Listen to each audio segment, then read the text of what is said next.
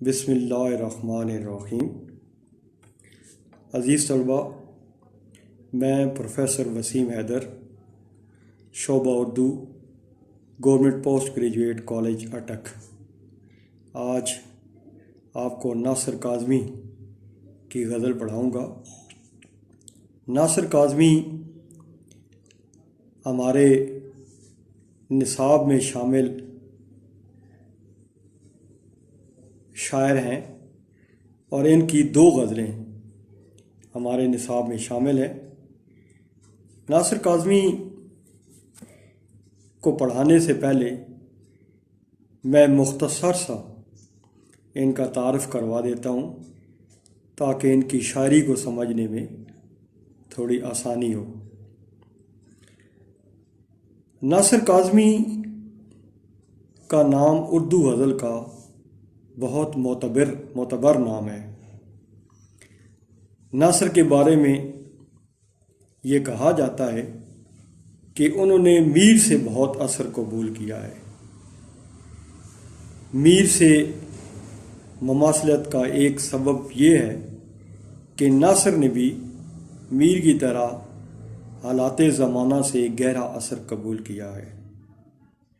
انہوں نے فسادات اور ہجرت کے واقعات کو نہایت کامیابی سے اپنی شاعری میں سمو کر اپنی آپ بیتی کو جگ بیتی بنا دیا۔ عزیز طلباء، ناصر کے ہاں جو جدت، انفرادیت، رموز و علائم اور تہداری ملتی ہے وہ انہیں غزل کے صفحے اول کے شعراء میں ممتاز مقام دلانے میں کافی ہے۔ ناصر نے اپنی شاعری میں چاند، رات، بارش، موسم، یاد، دھیان، تنہائی، نگر، بستی، ساحل اور دریا جیسے سادہ الفاظ کو مستقل علامتوں کا روپ عطا کر دیا ہے۔ ناصر کے شعری مجموعوں میں برگ نے، دیوان، پہلی بارش اور نشاط خواب مشہور ہے۔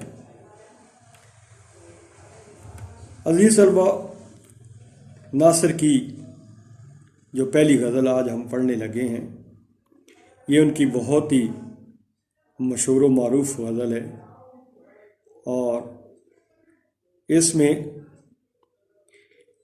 مترنم کی پوری چاشنی موجود ہے اور اس کو ہمارے نامور گلوکاروں نے بڑی خوبصورتی کے ساتھ اسے گنگنایا ہے۔ غزل کا مطلب میں پڑھتا ہوں اور پھر اس کے بعد ہم مشکل الفاظ اور پھر اس کی تشریح کرتے ہیں۔ مطلب ہے، دل میں ایک لہر سی اٹھی ہے ابھی، دل میں ایک لہر سی اٹھی ہے ابھی، کوئی تازہ ہوا چلی ہے ابھی۔ عزیز طلباء، اس کی لغت دیکھیں تو کوئی لفظ مشکل نہیں ہے سوائے ایک لفظ لہر اٹھنا۔ لہر اٹھنا سے مراد ہے سرسراہٹ پیدا ہونا، موجوں کی سطح آب پر لکیر کی صورت میں ابھرنا، اس کو لہر اٹھنا کہتے ہیں۔ یہ نظر بھی آتی ہے اور سنائی بھی دیتی ہے۔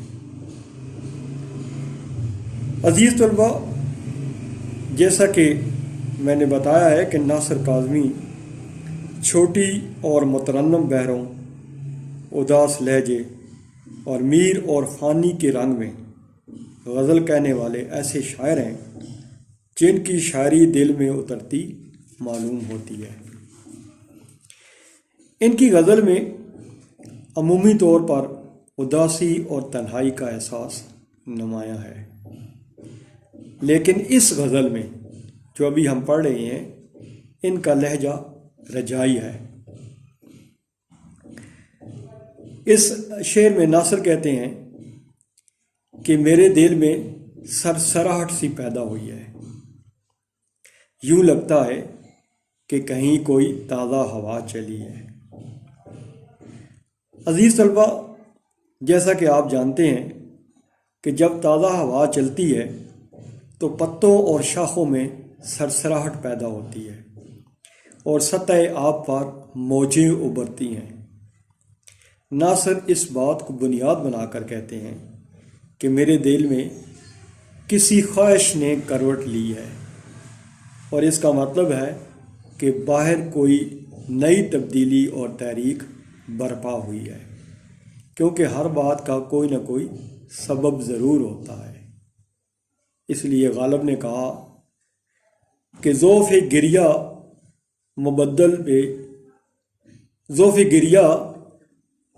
مبدل بدم سرد ہوا، باور آیا ہمیں پانی کا ہوا ہو جانا۔ کوئی نہ کوئی شے ایسی ہوتی ہے جو تبدیلی کا محرک بنتی ہے۔ انقلاب تازہ کی نوید لانے والی کچھ نشانیاں ضرور ہوتی ہیں، اور کچھ آثار ایسے ہوتے ہیں جو آنے والے واقعات کا پتہ دیتے ہیں۔ مثلا مجید امجد کے یہ شعر دیکھیں: جب ایک چراغ راہ گزر کی کرن پڑے، جب ایک چراغ راہ گزر کی کرن پڑے، ہونٹوں کی لو لطیف حجابوں سے چھن پڑے، یہ کس حسین دیار کی ٹھنڈی ہوا چلی، ہر موجہ خیال پہ صدہا شکن پڑے۔ صبح کی تازہ ہوا میں ایسی تاثیر ہوتی ہے کہ وہ غنچوں کو شاداب کر دیتی ہے اور ہر جگہ تازگی اور نکت بکھیر دیتی ہے۔ شاعر کہتا ہے کہ اگرچہ پہلے حالات خراب تھے، لیکن اب ان میں مثبت تبدیلی آ رہی ہے۔ یہ شعر کا مطلع ہے، اور اس میں داخلیت اور خارجیت کا حسین امتزاج موجود ہے۔ دوسرا شعر دیکھیں: شور برپا ہے خانہ دل میں، شور برپا ہے خانہ دل میں، کوئی دیوار سی گری ہے ابھی۔ عزیز طلبہ، اس کی لغت دیکھ لیں: شور برپا ہونا، ہنگامہ ہونا، خانہ دل، دل کا مکان۔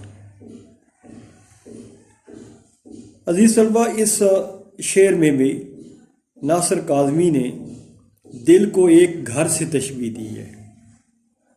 خانہ دل یعنی دل کو ایک گھر کہا ہے، اور کہتے ہیں کہ دل کے اس گھر میں شور و غل اور ہنگامہ سا برپا ہے۔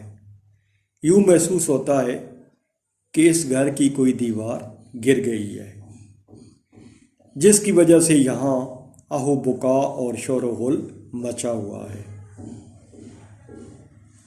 میر کا شعر ہے: دل سے رخصت ہوئی کوئی خواہش، دل سے رخصت ہوئی کوئی خواہش، گریہ کچھ بے سبب نہیں آتا۔ عزیز طلبہ، جب دل ویران ہو جائے تو کسی شے میں لطف نہیں رہتا، اور دنیا کی ساری رنگینیاں بے معنی ہو کر رہ جاتی ہیں۔ جیسے مکان گرنے سے گھر کھنڈر بن جاتا ہے، اسی طرح دیوار کا گرنا گھر کے ویران ہونے اور ٹوٹنے کی علامت ہے۔ میر کا یہ شعر دیکھیں: دیدنی ہے شکستگی دل کی، دیدنی ہے شکستگی دل کی، کیا عمارت غموں نے ڈھائی ہے۔ ناصر کاظمی کے ہاں غم کی کیفیت کے بیج ان کے زمانے کی حالات کی مٹی میں پنپتے ہوئے نظر آتے ہیں۔ انہوں نے ہجرت کے واقعات کو اپنی آنکھوں سے دیکھا، جس نے ان کی رومانویت کے ساتھ مل کر اپنا اظہار کیا ہے۔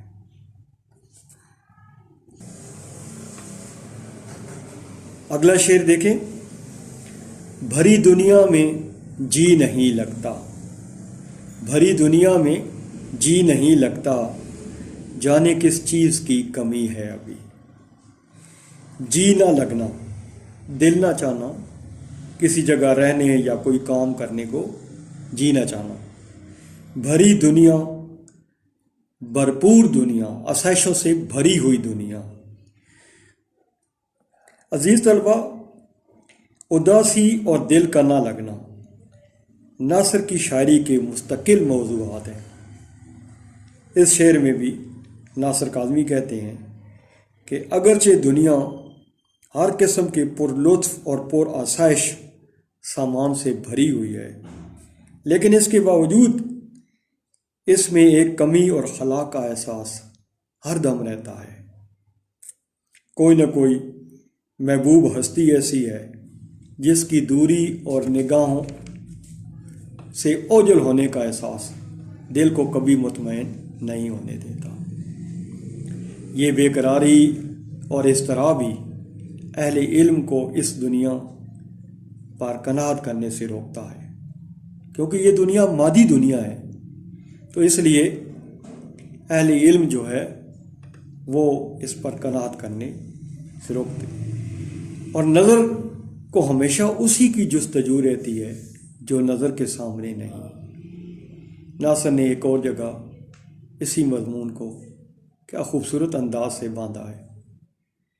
میں خزاں کی شام ہوں، رت بہار کی ہے تو، دوستوں کے درمیاں وجہ دوستی ہے تو، میری ساری عمر میں ایک ہی کمی ہے تو۔ اس دنیا میں ہر شے کا اصول آسان ہے، لیکن محبوب کا قرب از حد دشوار ہے۔ یہاں محبوب سے محبوب حقیقی، مجازی دونوں مراد لیے جا سکتے ہیں، لیکن غزل کا مجموعی تاثر عشق مجازی کا ہے، جس میں محبوب عاشق سے دور ہے اور اس کی دوری کے سبب عاشق کا اس بھری دنیا میں جی نہیں لگتا۔ ناصر کاظمی نے بات میں خوبصورتی پیدا کرنے کے لیے بے پرواہی کا انداز اپنایا ہے کہ جانے وہ کون سی چیز ہے جس کی کمی کے باعث ایسا محسوس ہو رہا ہے۔ اندر کا موسم خوشگوار نہ ہو تو باہر کی رنگینیاں بھی دل کو بھلی نہیں لگتی۔ ناصری نے کہا تھا، دل تو اپنا اداس ہے ناصر، دل تو اپنا اداس ہے ناصر، شہر کیوں سائیں سائیں کرتا ہے۔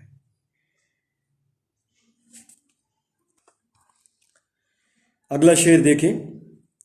تو شریک سخن نہیں ہے تو کیا، تو شریک سخن نہیں ہے تو کیا، ہم سخن تیری خاموشی ہے ابھی۔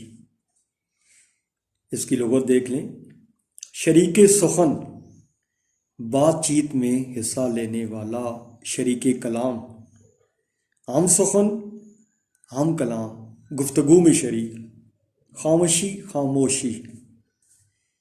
عزیز طلبہ، اس شعر کی تشریح سے پہلے اسی مضمون پر فیض صاحب کا یہ شعر دیکھ لیں۔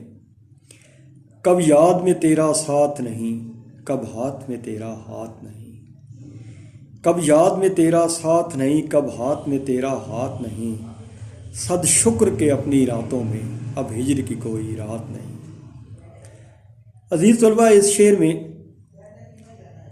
ناصر محبوب سے مخاطب ہو کر کہتے ہیں کہ اگر تو گفتگو میں میرے ساتھ شریک نہیں تو کیا ہوا، تیری خاموشی میرے ساتھ محو کلام ہے۔ دراصل خاموشی بھی اپنے اندر خوبصورتی رکھتی ہے، اور عاشق کے لیے محبوب کی یہ خاموشی بھی بہت گہرے مطالب رکھتی ہے۔ گویا خاموشی بھی سکون کی علامت نہیں بلکہ اپنے اندر گہری معنویت رکھتی ہے۔ خاموشی کے محو کلام ہونے کا ایک مطلب یہ بھی ہے کہ شاعر نے اپنے دل میں جو محفل سجا رکھی ہے وہاں محبوب ہر وقت شریک گفتگو رہتا ہے۔ اصل میں محبوب کا وجود ہر لمحہ عاشق کے ساتھ رہتا ہے، خواہ وہ اس کے پاس ہو یا اس سے دور ہو۔ جیسا کہ مومن نے کہا ہے، تم میرے پاس ہوتے ہو گویا، تم میرے پاس ہوتے ہو گویا جب کوئی دوسرا نہیں ہوتا۔ شاعر محبوب کی خاموشی سے بھی ہم کلام ہونے کا فن جانتا ہے۔ وہ محبوب کی خاموشی کی زبان کو بھی سمجھتا ہے اور اسی خاموشی سے اس کے دل کے جہاں میں رونق ہوتی ہے۔ اور ناصر نے اسی مضمون کو انتہائی خوبصورت الفاظ میں بیان کیا ہے۔ عزیز طلبہ، 4 شعر ہم نے پڑھے۔ اس غزل کے بقیہ شعر جو ہیں وہ انشاءاللہ اگلے لیکچر میں پیش کروں گا۔ امید ہے آج پڑھائے گئے شعر جو ہیں وہ آپ کو صحیح سمجھ آئیں گے۔